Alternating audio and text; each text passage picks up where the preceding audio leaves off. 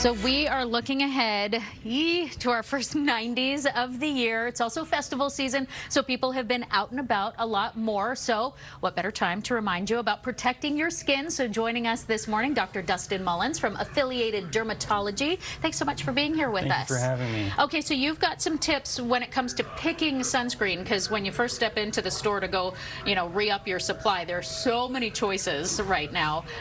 So let's start with something really basic. What is the difference between sunblock and sunscreen? It's a good question. Actually, sunblock is an old term we used to use. It's no longer accepted by the FDA. Oh, okay. We just use the term sunscreen. But historically, sunblock meant a physical blocker. It physically blocked the sunlight from hitting the skin. Okay. Those tend to be what we think of as mineral-based sunscreen, so zinc oxide or titanium dioxide-related sunscreen. You just say zinc, and I can remember when we used to actually put like that neon zinc on our faces, right? Physically blocking the sun, right? You can see that white paste. They've improved the vehicles that they put the chemical in, and that's allowed it to be a lot more elegant to apply those to the face. No longer that white paste. Yeah, definitely. And there are a lot of ways now we talk about where it's you can put it on before you put on your makeup. For women, it's in your makeup. You mentioned a lot of chemicals, though, different things, different ingredients that are in there. What should we be looking for? Because I know there are even some places that have, like Hawaii has restrictions now on what you can use and buy. Absolutely. So Hawaii's recently had a ban placed on octinoxate by January 2021, as well as Florida Keys, because of the damage to the coral reefs. So it creates a peroxide. So that's octinoxate. It's a chemical-based sun blocker. Okay. So chemical-based sunscreens are going to work a little bit different than the physical blockers like zinc and titanium.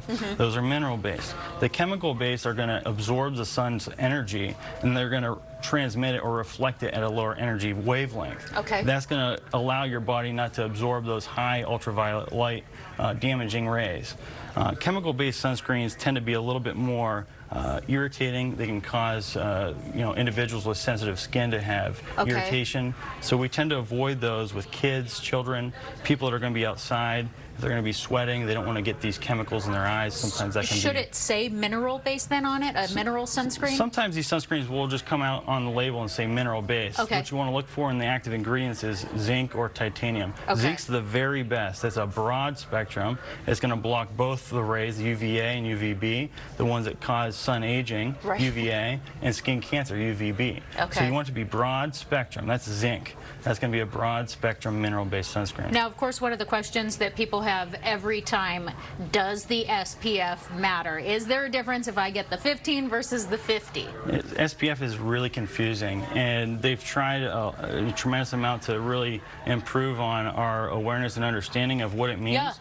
So the SPF level, in essence, is the duration that we're allowed to be outside before we get a sunburn. Okay, so especially if we're going to go sit by the pool, the higher the better then. So you want a minimum SPF of 30. That's going to be the level that you need to prevent from the skin cancer causing rays, the UVB, and the UVA sun aging rays that cause wrinkles, dyspigmentation, dark sunspots, things like that. And then finally, you've got some other just fun things that you can add. Never hurts to add to the layers of protection. So this is a really good alternative if you're going to be outdoors for more than 2 hours, because we recommend you reapply these sunscreens every 2 hours. If that's not conducive to what they're going to be doing, if they're hiking, if they're going to be golfing, sometimes these are tremendously, really effective options for them. Well, and this is nice. Like a sleeve, it's light, it's not too hot. It breathes, absolutely. And then you can't forget your eyes. You have to protect them as much as your skin. Your eyes can be damaged by the ultraviolet light, so you need a good ultraviolet protecting sunglass lens. So darker lenses are a little bit better for the real bright days. You can use a lighter lens for the days that are a little bit darker, so you can still have visibility. But absolutely, you want a good pair of sunglasses out here in Arizona. Okay, so if you haven't already built the habit, which you really should have, but now is definitely go time. All great tips to get us started as we head back and restock our supply. Thank you so much for all of the tips. Thank you for having me.